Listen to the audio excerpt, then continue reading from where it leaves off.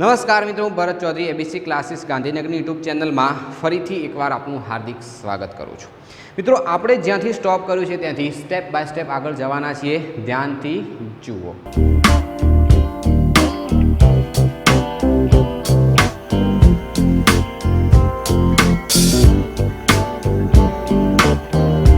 ચલો, આપણે last time જ્યાં સ્ટોપ કર્યું હતું ત્યાંથી આગળ સ્ટેપ બાય સ્ટેપ જઈ રહ્યા છીએ કે પ્રાકૃતિક સંખ્યાઓની અંદર બીજા એક ભાગ પડે છે વિભાજ્ય સંખ્યા, અવિભાજ્ય સંખ્યા અને એક।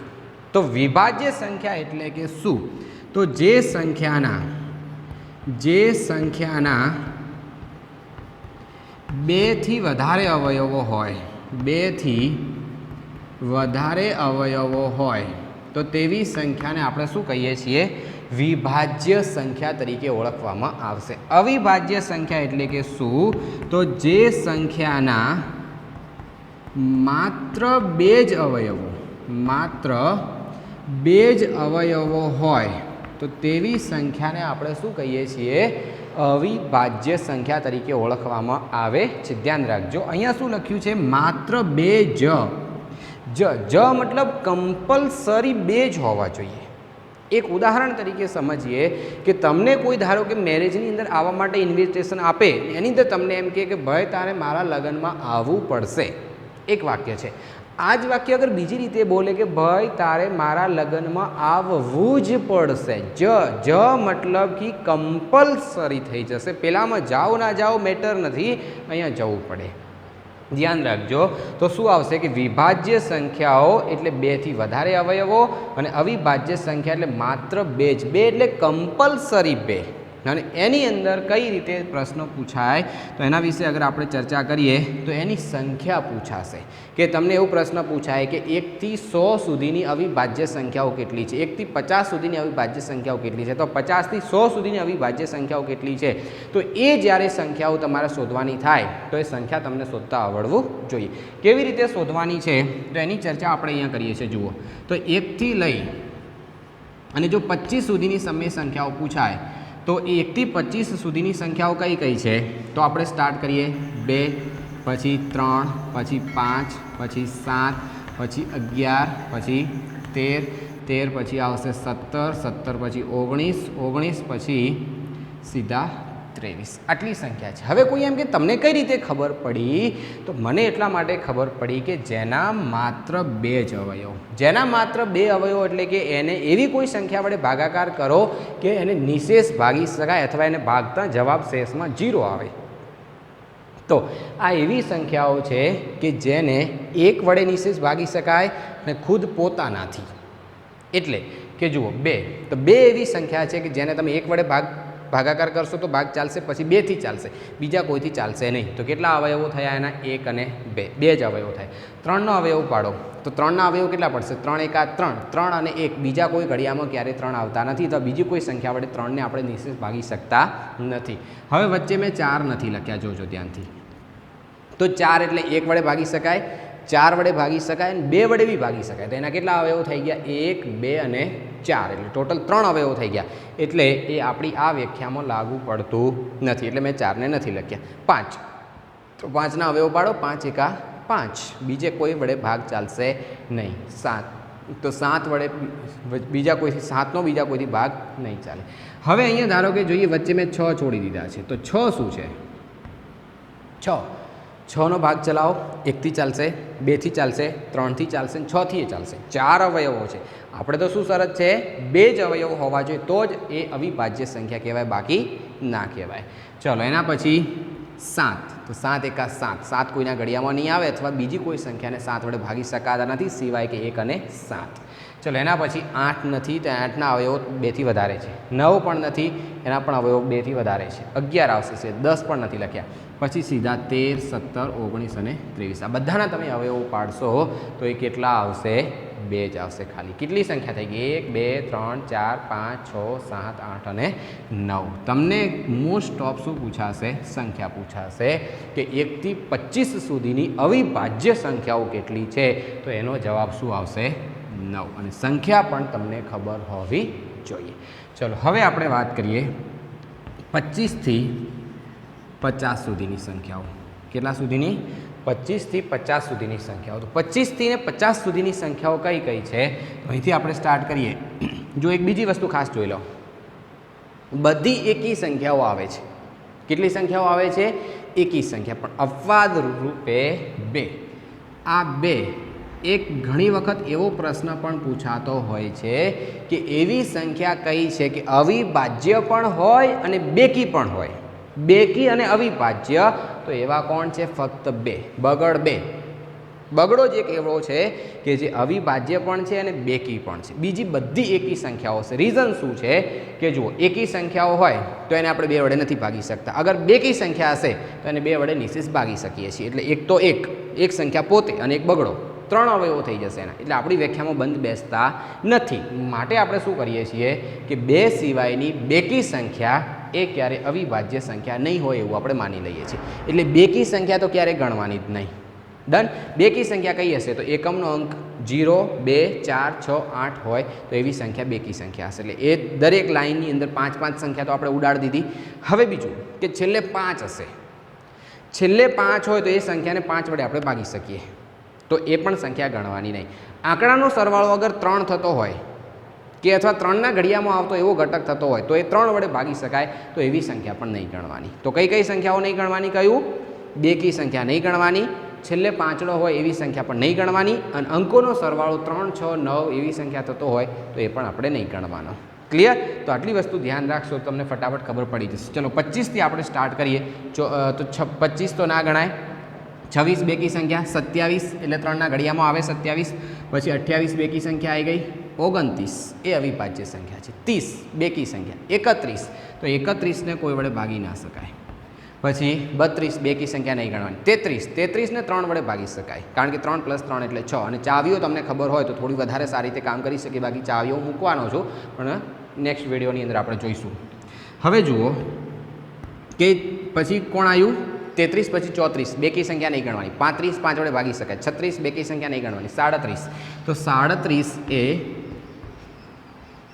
એકી સંખ્યા અને અવિભાજ્ય બી આવશે, 38 બેકી નહીં ગણવાની, 39 13 તરી 39 તો 3 વડે ભાગી શકાય એ ના આવે, 40 બેકી સંખ્યા, 41 તો 41 આવશે, 42 બેકી સંખ્યા ના આવે, 43 એકી સંખ્યા ન ભાગી શકાય એટલે આવશે, 44 બેકી સંખ્યા ના આવે, 45 ને 5 વડે ભાગી શકાય, 46 બેકી સંખ્યા, 47 આવશે, 48 બેકી સંખ્યા, 49 7 સીતા 49 અને 50 તો 50 બેકી સંખ્યા, જોઈ લો 6 હશે, 1 2 3 4 5 અને 6 તો આવી કેટલી સંખ્યાઓ હશે?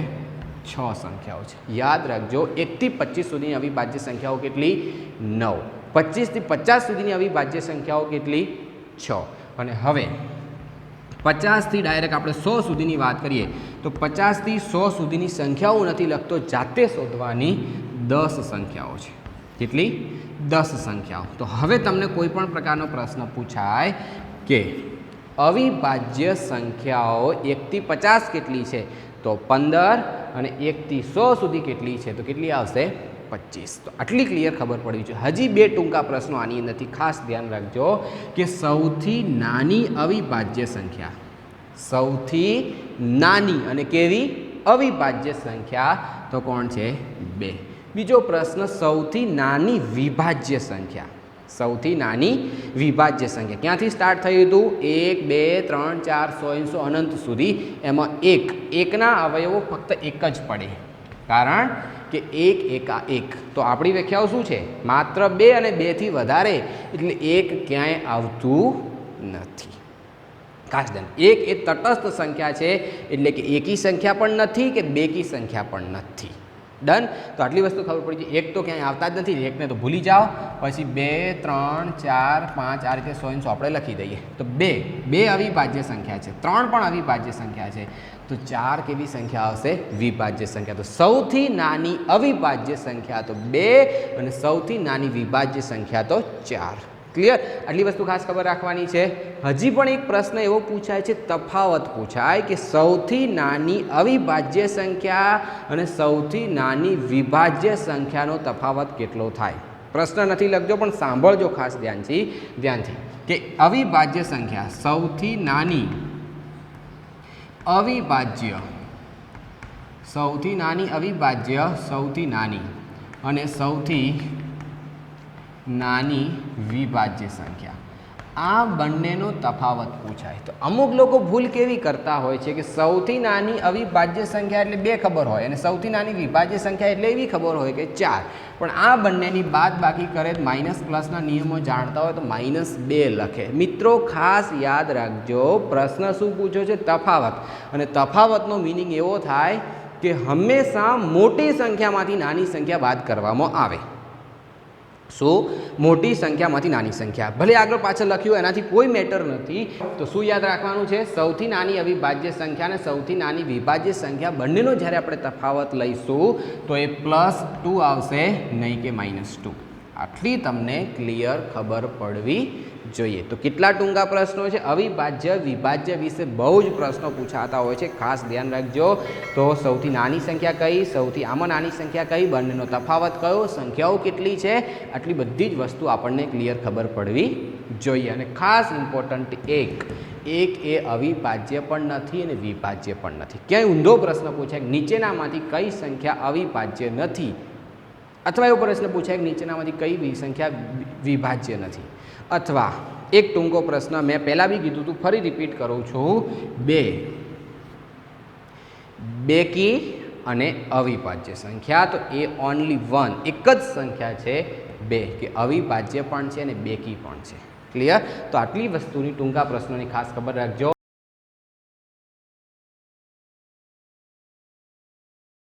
અને અહીંયા પ્રાકૃતિક સંખ્યા વિશે, પૂર્ણાંક સંખ્યા વિશે, પૂર્ણાંક સંખ્યા, સમય સંખ્યાઓ, આના વિશે ક્યારેક ટૂંકા પ્રશ્નો એવા પૂછાતા હોય છે કે પ્રાકૃતિક જે સંખ્યા છે એ પ્રાકૃતિક સંખ્યાનો સૌથી નાનો ઘટક એટલે કોણ?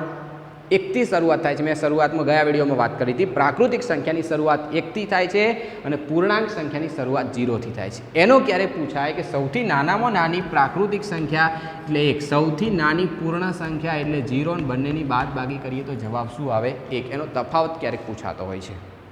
તો સૌથી નાની પૂર્ણ સંખ્યા એટલે 0 અને સૌથી નાની પ્રાકૃતિક સંખ્યા એટલે 1. બંનેનો તફાવત પૂછાય તો ખબર પડવી જોઈએ. એના સિવાય પ્રશ્ન પૂછાય સંખ્યાઓ છે કેટલી, કે પ્રાકૃતિક સંખ્યાઓ કેટલી છે? તો અસંખ્ય. કોઈ એમ કહે કે હું તો બહુ મોટી સંખ્યા લખું છું, આટલી 100 એને જેટલી તાકાત હોય એટલા મોટા, કે 12 આંકડાની, 17 આંકડાની, 14 આંકડાની, 13 આંકડાની જેટલી સંખ્યા લખવી હોય એટલી લખી શકે. આપણે કશું જ નહીં કરવાનું, ખુશ થઈને પાછળ 0 મૂકી આવવાનું. મતલબ શું થઈ ગયું? એના કરતાં મોટી સંખ્યા એટલે એનો છેડો ક્યારેય મળતો નથી. નાનામાં નાની સંખ્યા છે, બાકી મોટી સંખ્યા આપણી પાસે નથી. આટલી વસ્તુ ક્લિયર ખબર પડવી જોઈએ. તો સૌથી નાની સંખ્યા કઈ છે, સૌથી મોટી સંખ્યા કઈ છે, એનો તફાવત શું છે, એ વસ્તુ ક્લિયર ખબર પડવી જોઈએ. હવે એના સિવાય પૂર્ણાંક સંખ્યાઓ શું હતી? તો પૂર્ણાંક સંખ્યાની અંદર શું યાદ રાખવાનું છે? સૌથી પહેલાં પ્રાકૃતિક 1 થી અનંત સુધી, 0 થી અનંત સુધી, અને અહીંયા બધી પ્રાકૃતિક 0 અને બધી ઋણ સંખ્યાઓ. તો ઋણ સંખ્યા પણ અનંત સુધી છે, તો એ પણ ક્લિયર ખબર પડવી જોઈએ. ડન? તો આટલી વસ્તુ ક્લિયર ખબર પડશે. પછી સમય સંખ્યાઓ. ક્યારેક એવો પ્રશ્ન પૂછાતો હોય છે કે 2 અને 3 વચ્ચેની સમય સંખ્યાઓ કેટલી? 2 અને 3 વચ્ચેની સમય સંખ્યાઓ કેટલી? તો એનો જવાબ શું આવશે? અસંખ્ય. અસંખ્ય. 2 અને 3 વચ્ચેની સમય સંખ્યાઓ કેટલી? અસંખ્ય. કારણ કે 2 અને 3ની વચ્ચે કેવી પ્રકારની સંખ્યાઓ લખી શકાય? તો 2.1, 2.3, 2.4, 2.5, 2.6, 2.7, 2.8, 2.9. હજી આગળ જવું હોય તો 2.1 લખ્યું તેની જગ્યાએ 2.11, 2.12, 2.13, 2.14, 2.15 એમ ફરી જાય. હજી આગળ લખવું હોય તો 2.101, 2.102, 2.103 અસંખ્ય સંખ્યાઓ લખી શકાય છે. ક્લિયર? એની વચ્ચેની સંખ્યા શોધો. એ ટોપિક અત્યારે નહીં કરીએ, આવું આવે છે. હવે આટલા સુધીનું થઈ ગયું વાસ્તવિક સંખ્યાઓ. તો વાસ્તવિક સંખ્યાની ક્લિયર ખબર પડવી જોઈએ. એના સિવાય જો આ સંકેત ખાસ યાદ રાખજો. પ્રાકૃતિક સંખ્યા એટલે n. નેચરલ નંબર n વડે દર્શાવાય છે. ખાસ ધ્યાન રાખજો. n નો જથ્થો કેટલો? 1 થી અનંત સુધી. પૂર્ણ સંખ્યા એટલે વોલ નંબર w વડે દર્શાવાય છે 0 થી 1, 2, 3 અનંત સુધી. અને પૂર્ણાંક સંખ્યા એટલે ઝેડ. ઝેડ એટલે કે જર્મન ભાષાનો એક શબ્દ છે ઝેલન, અને એ ઝેડ ઉપરથી ઉતરી આવેલો છે. તો આટલી વસ્તુ આપણને ક્લિયર ખબર પડવી જોઈએ. અને જર્મન ભાષામાં એનો મતલબ થાય છે સંખ્યા. ઓકે, તો આટલી વસ્તુ આપણે ક્લિયર સમજીશું. એના સિવાય વાત કરીએ ક્યુ, તો ક્યુ એ એક ઇંગ્લિશ શબ્દ છે ક્યુસન્ટ, અને ક્યુસન્ટ ઉપરથી ક્યુ શબ્દ વાપરવામાં આવે છે. તો આ અંગ્રેજી શબ્દ છે મિત્રો, અને આ છે જર્મન ભાષાનો શબ્દ. તો આટલી વસ્તુ આપણને ક્લિયર ખબર પડવી જોઈએ. હવે ક્યારેક એવું પૂછાય કે શ્રેણી બતાવો, એ શ્રેણી કયા પ્રકારે છે અને સ્ટેપ બાય સ્ટેપ શું છે. તો સૌથી નાની અગર શ્રેણી હોય તો છે એન. એનથી થોડા મોટા યાની કી કોણ આવશે? ડબલ્યુ. ડબલ્યુથી થોડા મોટા એટલે આવશે ઝેડ, અને ઝેડથી થોડા મોટા એટલે આવશે ક્યુ, અને ક્યુથી થોડા મોટા એટલે આવશે આર. આટલી વસ્તુ ક્લિયર ખબર પડવી જોઈએ. ધ્યાનથી સમજો. તો પ્રાકૃતિક સંખ્યા એ પૂર્ણ સંખ્યા પણ છે, એ પૂર્ણાંક સંખ્યા પણ છે, એ સમય સંખ્યા પણ છે, અને પ્રાકૃતિક સંખ્યા એ વાસ્તવિક સંખ્યા પણ છે. હજી આગળ જઈએ તો પૂર્ણ સંખ્યા એ સમય સંખ્યા પણ છે, પૂર્ણ સંખ્યા પૂર્ણાંક સંખ્યા, તો પૂર્ણાંક અને સમય અને વાસ્તવિક સંખ્યા પણ છે. હજી આગળ જઈએ તો પૂર્ણાંક સંખ્યા એ સમય પણ છે અને વાસ્તવિક પણ છે, અને સમય એ વાસ્તવિક પણ છે. સમય સંખ્યા એ વાસ્તવિક સંખ્યા છે, પણ વાસ્તવિક સંખ્યા એ સમય સંખ્યા નથી. યાદ રાખજો, કારણ કે વાસ્તવિક સંખ્યા સમય અને અસમય બંનેમાંથી ભેગી થઈને બનેલી છે. એટલે જ્યારે રિવર્સ આવીએ તો બધા માટે ખોટું, સીધું જઈએ તો સાચું. આ શ્રેણી યાદ રાખવાની, એન, ડબલ્યુ, ઝેડ, ક્યુ અને આર. અહીંયાથી જેમ જેમ આપણે જમણી બાજુ જઈએ એમ અગર કોઈ પ્રશ્ન પૂછાય કે પ્રાકૃતિક સંખ્યા એ પૂર્ણ સંખ્યા છે તો સાચું, પણ પૂર્ણ સંખ્યા અહીંથી પૂર્ણ સંખ્યા એ પ્રાકૃતિક છે, ખોટું. પૂર્ણાંક એ પ્રાકૃતિક છે, ખોટું. પૂર્ણાંક સમય એ પ્રાકૃતિક છે, ખોટું. મતલબ જમણી બાજુ જઈએ તો બધું સાચું, ડાબી બાજુ આવીએ તો બધું ખોટું. તો આ એક એની શ્રેણી ખાસ યાદ રાખજો. સ્ટેપ બાય સ્ટેપ કામ કર્યું છે, વ્યવસ્થિત રીતે સમજાવ્યું છે. અને હજી ક્યાંય એમ લાગે કે આ સંખ્યાઓની અંદર કોઈ એવો ટોપિક છે કે જે તમને સમજાયા વગરનો રહી ગયો છે, તો આપ મારા વોટ્સઅપ ગ્રુપમાં જોડાઈ શકો છો. અને અગર વોટ્સઅપ ગ્રુપની અંદર લિમિટ છે 256 લોકોની, અગર એ પૂરી થઈ જશે તો આપણે ટેલિગ્રામ ગ્રુપ બનાવીશું, એની અંદર પણ તમે જોઈન થઈ શકો છો. પણ ખાસ ધ્યાન રાખજો, વ્યવસ્થિત રીતે સમજો. મને એમાં જ રસ છે કે તમે ભણો, બસ બીજી કોઈ વસ્તુ મને નહીં જોઈએ. તમે લોકો અગર વ્યવસ્થિત રીતે ભણશો, વ્યવસ્થિત રીતે તૈયારી કરશો, તમારી કોઈ રિક્વાયરમેન્ટ હશે, તમે ભણી રહ્યા છો અને તમને એમ લાગે છે કે ક્યાંય કોઈ દાખલામાં તકલીફ છે, એનો સ્ક્રીનશોટ અથવા એક ફોટો તમે મોકલી દો તો એનો જવાબ તમને મળશે. હું પૂરો પ્રયત્ન કરીશ, મારી પાસે એવો સમય હું કાઢીશ કે જેનો જવાબ હું તમને આપી શકું. ક્લિયર? તો વ્યવસ્થિત રીતે તૈયારી કરો અને પરફેક્ટ રીતે તૈયારી કરો, અને બાકી તમારી હેલ્પ જે કરવાની છે એના માટે હું પૂરેપૂરો સમય ફાળવીશ. ક્લિયર? તો વિડીયોને લાઇક જરૂર કરી દેજો, ચેનલને સબસ્ક્રાઈબ કરવાની બાકી હોય તો એ પણ કરી દેજો, કારણ કે જે કોઈ પણ વિડીયો મૂકીએ એ વિડીયોની નોટિફિકેશન તમને મળે. બાકી રોજ યાદ રાખજો, ડેલી 5 વાગે, કેટલા વાગે? ડેલી 5 વાગે એક આપણો વિડીયો પબ્લિશ થશે. ક્યાં સુધીમાં? હું પૂરો પ્રયત્ન કરીશ કે આ જર્ની આપણી લાંબો સમય સુધી ચાલશે. તો વ્યવસ્થિત રીતે તૈયારી કરજો, તબિયત સાચવજો, અને ફરી મળીશું આવતીકાલે નવા લેક્ચરમાં. ત્યાં સુધી ગુડ બાય.